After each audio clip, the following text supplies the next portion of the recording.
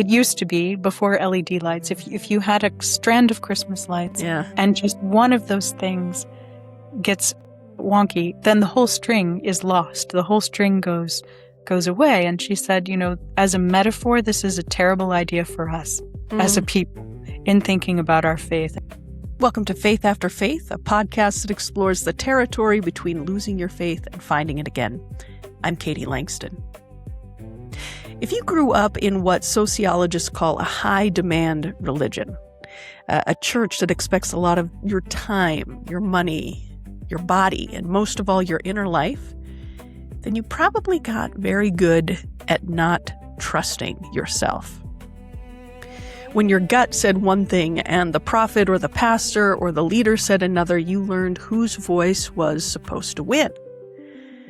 And so long before the historical questions or the policy disagreements or the biblical inerrancy, there's this much older question. Am I even allowed to think this? My guest today has spent the last 6 years studying exactly that question. Jana Reiss is a senior columnist at Religion News Service and a historian of American religion with a PhD from Columbia. She's the author of The Next Mormons, which is the major data-driven study of generational change among Latter-day Saints, and her new book with her co-researcher Benjamin Knoll, tentatively titled Leaving Mormonism, comes out next year from Oxford University Press. Now, Jana is also herself a devout Latter-day Saint. I wanted to talk with her about what it takes practically and spiritually to begin shifting your spiritual authority from an external source to an internal source. Here's our conversation. Welcome, Jana. I'm so grateful that you're here. Thank you so much. I'm glad to be here. I wanted to have you on because one of the things that I see come up a lot with folks who are kind of reevaluating their relationship with their faith or their church or what have you is this sense of authority, and especially spiritual authority. A lot of people who are coming out of what we might call high demand traditions are used to kind of outsourcing their spiritual authority to the church or to the pastor or, the leader of their group or whatever. And so it can be both scary and liberating for those folks to begin to think, well, maybe what I think, maybe I get a say in what I believe or what I want to kind of support. And Mormonism is sort of a deeply and uniquely American tradition. And there's something about studying Mormonism that I think is both interesting for those of us who come out of Mormonism or are connected to Mormonism, but also to kind of anyone in maybe American, primarily Christian landscape. I don't know if you have any thoughts about. I have a lot of thoughts about the things that you've said, all very wise. Yeah. Your comments have been very wise. I think, yes, it is interesting to me as a historian of American religion, the intersections between American history and capitalism, American culture, self-help, a particular kind of optimism, all of which have very much affected Latter-day Saint theology over the decades. And Mormonism in the 20th and 21st centuries, I would say, is perhaps running 20 to 40 years behind mainstream American culture. It eventually tends to get there, but it's not ever on the vanguard of changing culture. And it is not, as it was in the very beginning, it is not countercultural today in the United States. Yeah, that's such an interesting point. I've often kind of felt like the LDS Church, especially, post polygamy, has really tried to move into the mainstream of maybe white evangelical culture. Do you think that's fair to say?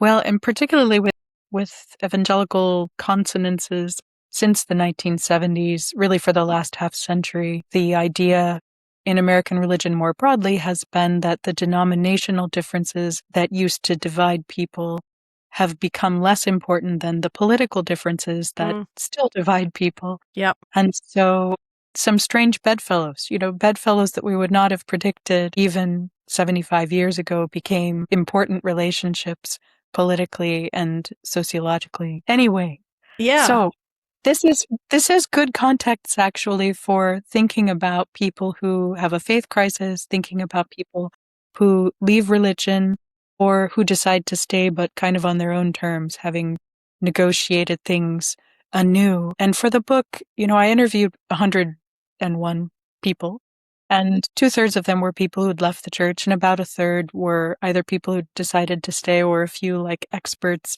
in religious trauma, and some definite themes came up in those interviews, and some of them corresponded with the data that we collected, but some of it really didn't. And that was an interesting thing in writing the book.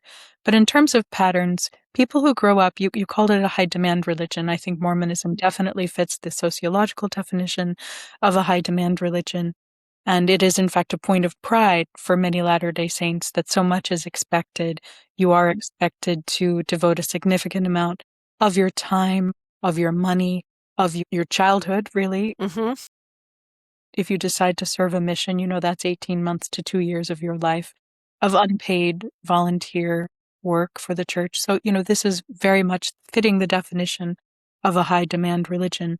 But what we don't necessarily think about is the internal demands of a high demand religion. Those are all the external demands. Those are the behavioral demands. You're going to not drink coffee. You're going to, not smoke a cigarette. But the internal demands, which I think are the ones you're getting at, are how do you begin to navigate? How do you begin to sort through the things that you believe, not just the things that you were told to believe because it's what the prophet teaches, or the megachurch pastor teaches, Right. or, whoever it is your religious authority has been teaching. But what do you think? Has that particular teaching sat well with you? Has it not? And if so, why not? And what are the costs for going in your own direction? Because there are social costs, as I'm sure you and many of your attendees, your class attendees have learned the hard way. Now, that distinction that we just talked about, external demands versus internal demands, that's the whole thing right there.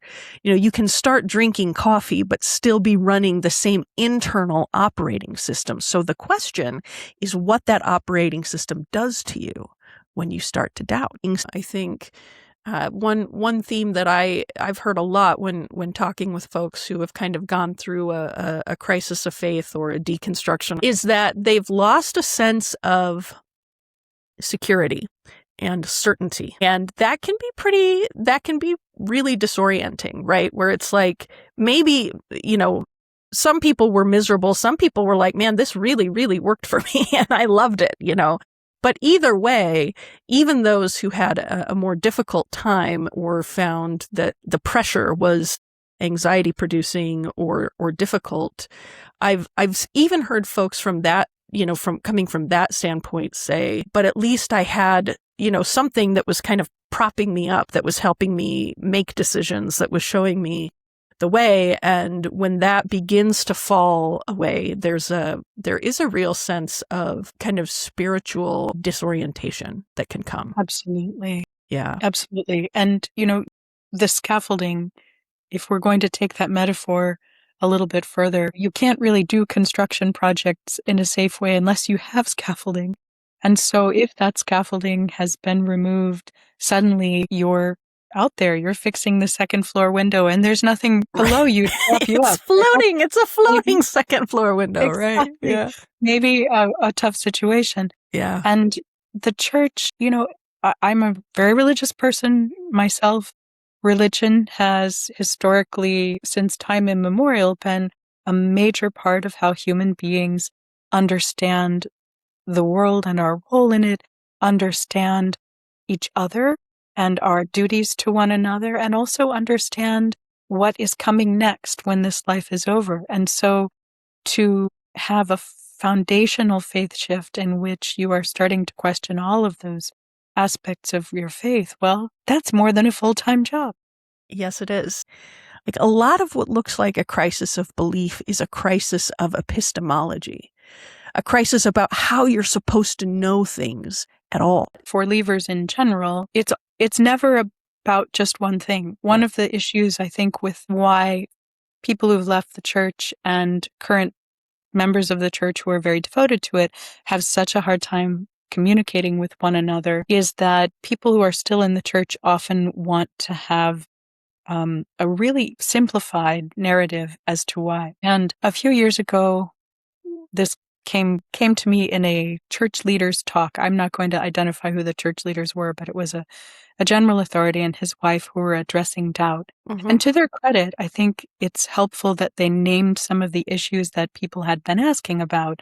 So, multiple accounts of the first vision, for example, was one of these things. And they told the story of a young doubter, but their complaint was that when one question seemed to be resolved, another one would arise suddenly, and then they compared it to the game whack-a-mole, that you'd have to keep whacking this down. Yeah. And, I argue in the book that it was the church that taught this particular epistemology, that this idea that if one element of the gospel is proven to not be what people thought, then all of it is going to go out the window. I mean, Gordon B. Hinckley says this about the Book of Mormon, for example. And so they're following the script that the church itself gave them when they continue asking questions, because to them, they're not going to compartmentalize. They were taught not to compartmentalize. And so they're doing what they were taught. And now the church is saying, no, don't do that. Yep. Yeah, that really resonates. That sort of all or nothing perspective that I think we come by honestly, because that's how it was presented to us. It is. Melissa, anyway, had a wonderful analogy of the Christmas lights, Christmas tree lights, where it used to be before LED lights. If you had a strand of Christmas lights and just one of those things gets wonky, then the whole string is lost. The whole string goes away. And she said, as a metaphor, this is a terrible idea for us as a people in thinking about our faith. And so she suggested some other metaphors, like baking bread, that the yeast is rising and it's sort of more organic. Everything is working together, but it's not going to die. Anyway, she expressed it so much better than that. Yeah, no, that's beautiful. And yes, I remember my dad when I was a kid kind of searching for that one damn, loose Christmas tree. Like, where is it? We need to keep in mind that all of the groups that we study are moving targets. Sure. All of them are changing. And it's easy to mischaracterize the church as this sort of fixed North Star that people are responding to. But actually, that's not the case. The church has changed tremendously, even just in the last 5 years. And for some of the people that I interviewed, actually, the church's changes were what got them going on their particular deconstruction of faith, because they were taught one thing as kids, and then suddenly they're expected to pivot in a way that the church had taught them was not a good thing. What do they do with that? That can be kind of hard. Yeah, that really resonates. I read a piece by a woman in the Exponent, and I'll put a link to it in the show notes. She's a convert in her maybe early 20s, early college kind of years. And she was marrying her husband, who was a returned missionary, and they were in Southern California. And she spent years feeling extremely, extremely guilty because they found a loophole in the temple wedding process, right? Where before you weren't. Did you see this? It was really. To get sealed, right? Yes, I did. I didn't read the whole thing, but I did start that, and it was a very interesting story. Yeah, it's a super interesting story. So they went to Tijuana to get married because everywhere else in the world, besides the United States, the civil ceremony was separate from any religious ceremony. So whereas at the time in the United States, if you got married outside of the temple, if you got married civilly, you had to wait a year before you could go to the temple and be sealed. And I remember growing up, hearing these horror stories about the couple who thought, oh, it's not that big a deal. And then they go and they get married civilly, and then they get killed in a car accident on their honeymoon, and now they're not together forever. So she and her husband crossed the border and got married in Mexico, where her parents were able to be there for the wedding. And then they were sealed the next day. And she was just tormented by this for years, just like this sense of guilt and shame that she had found a loophole and had done the wrong thing or whatever. And as soon as they changed the rules, so now the rule in the United States is the same as it is in the rest of the world. You can get married civilly and then, within a day or a week or whatever, go to the temple and be sealed. And she just had these like very, very strong feelings of anger and disappointment, and thinking, well, what was all of that shame and pain and, agony that I was going through for all those years, feeling so guilty. And all of a sudden, like with the snap of a finger, it's no big deal. I was, as you were talking, just looking through my interview document, which is 832 single-spaced pages. And that's only for the people who left the church. There's a separate one for the people who stayed. But I'm trying to find this particular story that was really very moving to me, of a young convert. Both she and her sister actually converted, and they were their parents' only kids, so there were no other children. And so their parents could not attend any of the weddings, either of the weddings, really, of their kids. Yikes. And at the time, she saw that as a religious sacrifice. This is what the Lord demands. And then thinking about that later when she became a parent, and then certainly when the rules begin to change, what was that sacrifice for? Really, it hurt her parents so, so deeply. Many of these interviews were very, very emotional. Sometimes I cried too, because it was just impossible not to.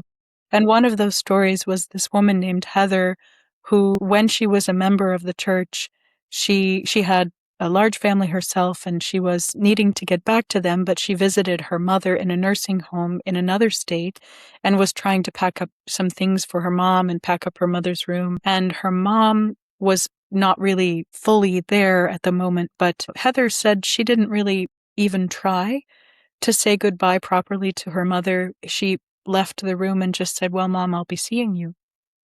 And then her brother came and sat with her brother who's not LDS. And then she died. And that was the last conversation Heather ever had with her mom. And she said, that was basically because she believed there was this afterlife, that she would have all the opportunity to sit down with her mom for as long as she wanted. Right. And now, not so sure about that anymore, and feeling a tremendous amount of guilt about that. I sent any excerpts that were in the book, I sent to the people I'd interviewed. And when I heard back from Heather, she said that was just gutting for her to read again the whole spiritual bypassing, essentially, that moment that she had not been present with her mom, and she wouldn't have the opportunity again. Wow. Well, spiritual bypassing is when a spiritual belief becomes the reason you skip a human moment that actually matters. When the doctrine about the afterlife lets you leave your dying mother's room without saying goodbye. And I want to be careful here, because faith in the life to come is a real and beautiful thing. But faith that makes you numb to this life is not a faith that's working right. What, you're someone, like you said, you're a deeply religious person, and faithful and active in the church, and yet you're also kind of willing to sit in some of the complexities. You're willing to disagree at times publicly, with a policy or a practice that you think is harmful. How did you, how do you kind of make sense of being able to do that within this culture? What does it mean to you, and has it cost you at all? Great questions. I think that it's a little different for me because I didn't grow up LDS. Yeah. I don't have any LDS family members. And so for me, religion was essentially a baggage-free thing that I was able to embrace in my young adulthood, and has been a really beautiful addition to my life. Yes, there are policies and problems, things that I disagree with in the church. And I have a whole column that I use to call balls and strikes, for RNS. I have written for 14 years now as an op-ed columnist, and sometimes it's very positive and sometimes it isn't. I always just give my honest opinion. I think that my frustrations with the church are almost all on the general authority level and have been very little on the local level. I love my ward, and being active in my ward, I have felt welcomed, I have felt loved, valued, even with all of the things that I'm honest about. It's interesting because I was a member of the church for 20 years or more 25 years really, before I started writing about my feelings. Yeah. And I found, yes, there are social costs, but also there are tremendous social benefits, because when you are in your religious community and you know that they know how you really feel and you're not hiding what you think and they still love you, that's pretty great. Yeah. Yeah. That's a pretty good short definition of a healthy spiritual community, actually, based on either your research or your experience within, say, Mormonism. How much of that is out there, do you think? And is that changing at all? Well, it's interesting that I mentioned that the church is changing, and it's a bit of a moving target as an object of study. But some of the changes have been positive. I think there is less of that mentality. It's still there, but there's less of it than there was a generation ago. Don't come home from your mission unless you're in a pine box mentality, for example. I had a couple of interviewees who were told that by parents or church leaders. You cannot come home unless you're dead. Come home early. And that it's never okay to disagree with a church leader. That was definitely something that has been taught from the pulpit. And I hear that less and less. And looking to quantify this a little bit, Christian Anderson, who has done some really interesting studies over the years about things that are said at General Conference and then put those into a lovely scraping database. He will have an article coming out in the Journal of the Mormon Social Science Association this spring, in which he's looking at the Russell M. Nelson years and the themes of General Conference compared to the previous couple of prophets. And there are some pretty amazing changes. You notice them less when you are attending regularly and hearing them. Like, you might sense, I think we're hearing more about Jesus than we used to. Yeah. Maybe that's my impression. But no, actually, we can quantify that. And Christian has done that. And yeah, it's true. And you're hearing less about authoritarian leadership from the pulpit. How might you suggest, or what even practical advice might you give to someone who's caught in this question of, like, how do I trust myself? If I've been told that my sense of conscience or discernment is pride or deception, how does someone develop the skills or the spiritual muscle memory to be able to begin to internalize some of the authority that they might have externalized? Well said. And that's what we're hoping for all of us. I mean, whether you stay in a religion or you exit that religion, the idea is that you would be self-actualized, not to borrow from the jargon du jour, but that you are recognizing that you do not get to outsource your spiritual authority to anyone else. And interestingly, in classical Mormon theology, that was absolutely the case.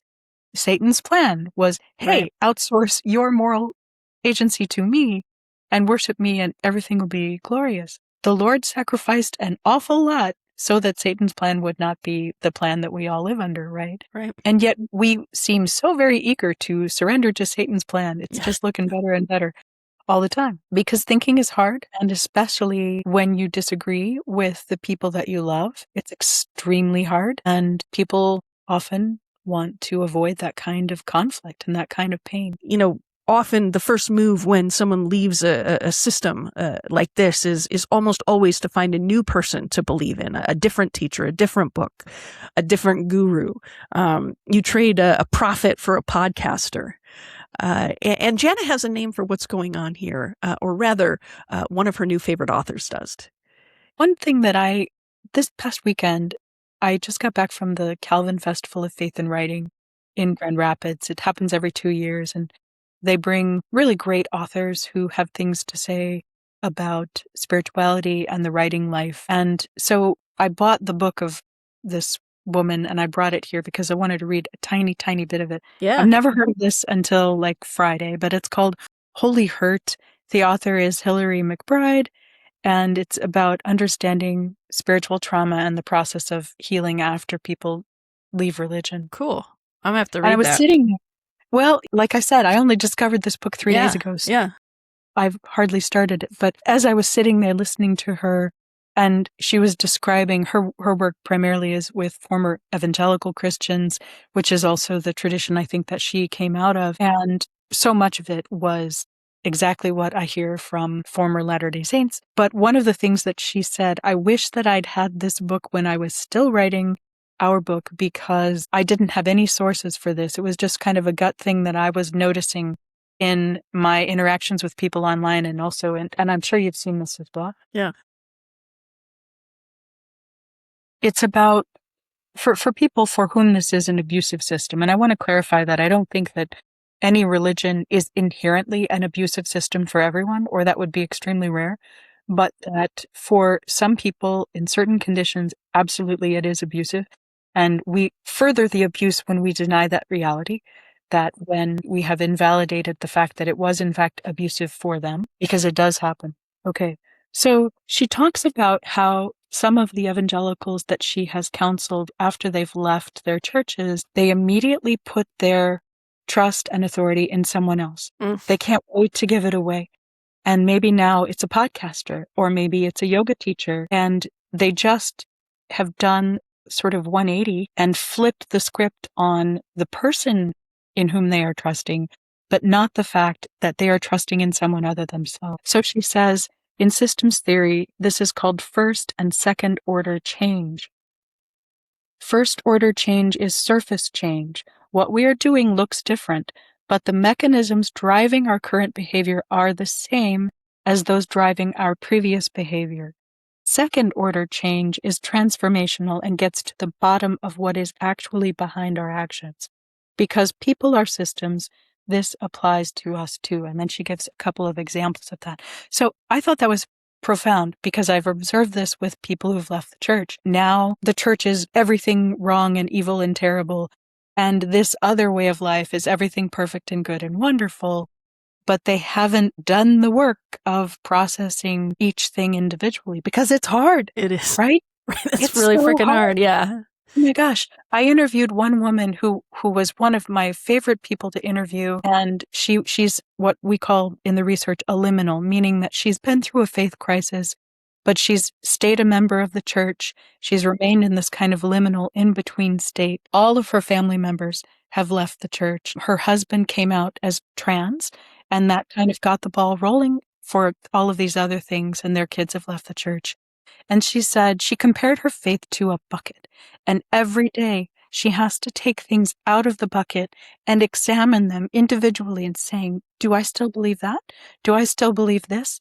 Is this thing going to work in our family? And it's exhausting. She said she actually envies the closure of her family members who have exited the church, because they have achieved some kind of closure. They don't have to go through this every day. Right? Wow. I love the analogy of the bucket. Now, that's the part I keep thinking about, because it refuses both of the easy exits. It refuses the certainty of the faithful member who never questions, and it refuses the certainty of the ex-member who has decided that the entire thing was a con. It just sits with one at a time and asks, is this one true? Is this one mine? And that's what doing the second order work actually looks like. I see that manifested. Sometimes we'll have folks come to a New Promise Lutheran, where I'm a pastor, who are coming out of Mormonism, and they will dive right in. And sometimes I'll sit down with them and I'll be like, you can take a break from religion for a while if you need to. Which is always, they're always think it's funny and a little shocking to have their pastor tell them that. And of course, it depends on the person or whatever. But sometimes I do think that process of change, that process of deep, second order change, does take time. Totally. It takes years. And no one is expecting that you're going to be able to have all the answers. Right. And, to your point about the person who kind of goes immediately from the LDS church to the Lutheran church, well, maybe they have already done all of that thinking while they were sitting in the pews. Right. It doesn't mean everyone's journey is different. Yes. As long as that thinking gets done right. along the way. And it's going to be a process. I mean, they might be sitting there in your church and hear something about Luther and about grace and think, oh, that's a different way of thinking it. And then go down that rabbit hole of thinking, well, what was I taught about grace and works? And what do I believe now about that? Right. Yeah. Yeah. But I do think it is that kind of slow, either way, whatever impetus, right, kind of drives you there. I think there are no quick fixes in this. There are no quick fixes. The task of kind of reclaiming, I think, one's own spiritual authority or paying attention to one's own conscience, I do think that just takes time, and you kind of have to cry and be sad and be angry and go through the feelings that you have to go through as part of that process of saying, wait a minute, I get to say, what I believe. And a healthy spiritual community should support that, which kind of brings me, so that kind of defines or describes a little bit what's going on in the deconstruction process. But as I've shared, this project is a lot about, okay, we're going to name the realities of the falling apart, and now what does it look like perhaps to begin to put that back together again? Statistically, based on a couple of surveys that could be wrong, just we're putting that out there, but the best knowledge that we have right now is that most former Latter-day Saints in the United States, the majority do not rejoin other churches. They don't get involved in other churches. And that was interesting. Even compared to people who've left other religions, they're a little less likely, apparently, to join another religion. And when I asked interviewees about their own trajectory here, most of them had not joined another religion. And they had a whole variety of reasons for that. But at the root of it really was trust. If you've been deeply burned by one religious tradition, and you grew up in a religious tradition that said, hey, by the way, we're the best religion out there. And you've internalized that idea that we're the best religion out there. So if I had the best and I didn't like that, what's the point of investigating these others? There's a real logic there. Mm-hmm. And it again shows that they have listened to the church. They have often internalized the messages that the church was giving them. So, I mean, I'm Latter-day Saint, but I'm married to an Episcopalian, and I'm often found in his church. And I think there might be some people in his church who don't actually realize that I'm not a member of the church. Right. I'm there sometimes, and they have a much more loosey-goosey concept of membership. If you're there, it's awesome that you're there. Right. Nobody says, why weren't you there last week? Where have you been? Right. Great that you're here right now. I wish that some Latter-day Saints would, when they leave the church, perhaps be a little more experimental about all of the options that are out there, because statistically, the majority do still believe in God. And in fact, the majority, it's lower than it was in our initial data, but still have some Christian beliefs, believe in Jesus. And so many of them might benefit from being involved in another Christian community. But I think they've been burned often pretty bad. Yeah. What are some of the things you might suggest that someone look for in a community that is a healthy religious or spiritual community? Right. That's a great question. When we find leaders who are open and honest about their own humanity, that's a good movement. I think that is a great place to start. When we're in communities where thinking is encouraged, questioning is encouraged. One of the things I say is like, well, are you allowed to disagree with the leader? In my church, I've got I've got people who disagree with me all the time, and I welcome that, right? I'm like, look, I can't impose what I believe onto you. Here's where I'm coming from. Here's what I'm rooted in. So you understand that that's where my preaching or leadership comes out of. But I would never expect for someone else to necessarily have to agree or, buy into everything that I believe, but allow each person to sort of operate within their own conscience. I remember many years ago sitting in a discussion of the Nicene Creed at my husband's church. The Nicene Creed is, well, I mean, you know this, obviously. Right, but go ahead. But, the Nicene Creed is a creed from the 4th century that unites many Christian traditions. And they dissected it line by line. And it was fascinating how many people said, well, I don't agree with that part. I don't know what I believe about whether Jesus Christ is co-eternal with God or the Holy Spirit proceeds from the Father and the Son. I have to think about that. And that was an environment where it was okay to learn from one another and from diverse points of view, because there were also other people saying, oh, I totally believe that. That's foundational to my faith in Jesus Christ. Boom. Yeah. Yeah. Yeah. And the other side of that, because sometimes I think in these conversations, it can be like, well, then why do it at all? Right? Why try to reconstruct or find a community at all? Yeah. Well, a couple things. And this is very much about me being an extrovert. So yeah. Any listeners you have who are introverts, you just take this with a grain of salt. But yeah, there is something powerful about joining together with people who are not necessarily agreeing with you, but are like-minded in many ways and committed to being together for something that transcends yourselves and your own individual lives. The service that happens, the love that can happen. The research about American culture and where we are right now psychologically is pretty terrible. Where we are in terms of record levels of loneliness, isolation, and anxiety and depression. Correlation is not necessarily causation, but as religion has declined in this country, those things have increased, along with other things, including social media usage. There are a lot of other factors, but I would say it's likely to me that the decline of religion is one of many factors in the increase of some pretty dark social circumstances that we're finding ourselves in right now psychologically. Yeah. Think about that, as religion is not a cure-all. It is not a panacea and spiritual bypassing to, all the hard stuff to get to the joy. That's just a bunch of crap. Right. Sometimes it really sucks.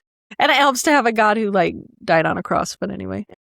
Well, thank you for saying that, actually. And this is one of the things I should write about, the fact that I appreciate that the church has changed in this way, that the LDS church, has been acknowledging Holy Week in a big way. Yeah. But beyond that, has also gotten rid of some of the gospel of utter and total happiness. Yeah. Now it's God is with you in the hard stuff, and you can do hard stuff, which I think is a much more realistic Christian message, honestly, because we serve a God who suffered on a cross and then was executed, and yes, was eventually resurrected, but we don't get to shortcut through all the hard things just to get to the happy Easter Sunday and chocolate message. Right. I mean, the chocolate is very important. You should actually be eating the chocolate all the way. You should always eat chocolate. And the devastation, the betrayal of Maundy Thursday, yes. right? The night in which Jesus was being betrayed by your loved one. Yep. Dying, suffering. Yes. And really dying, right? Like he really, right? That's part of it. It's like the death, it's not a pretend death. It's a real death. No. And in fact, feeling utterly forsaken, feeling that God had abandoned him. That's there in the scriptures. That is a validation of all of those times that all of us have thrown our hands up to the universe and said, well, Lord, where the fuck are you? Exactly. Sorry. Feel free to bleep. I've prayed that prayer word for word. Yeah. So have I. Recently, yes. Yeah. Yes. Yeah. But that's part of the Christian journey. You know, once a long time ago, I interviewed Martin Marty, Mm. and he had lost his first wife, and he said they had a spiritual practice of praying the Psalms together every night. They would read a psalm together, pray together before going to bed. And when she was dying, he skipped over Psalm 88 and thought maybe she wouldn't notice, but she was super smart and she noticed, and she said, "You can't skip Psalm 88. That's the one that does not have a happy ending. Unlike the other Psalms of lament, it doesn't say, life sucks, everything's awful, I'm dying, blah, blah, blah. But God is great. Right. All these other Right. songs of laments have a coda that say, I will rejoice in the Lord, blah, blah, blah. Psalm 88 just ends. And she told him, if you can't pray that, then none of the rest of it means anything. And that has always stuck with me. We need to also be Psalm 88 Christians and not just Easter Sunday Christians, if we are Christians, right? Every other psalm of lament in the Bible, and there are plenty of psalms where people are railing and crying and shouting at God. But every other psalm of lament does tend to turn a corner, and it resolves somewhere. But I will trust in the Lord, but God is faithful, but dawn is coming. But Psalm 88 just ends in the dark. Darkness is my closest friend. And the claim Martin Marty's wife is making, the claim Jana is making, the claim I would make is that a faith that can't include Psalm 88 is a faith that's going to break the first time your life does. What we're looking for in Reconstruction is not a shinier bypass.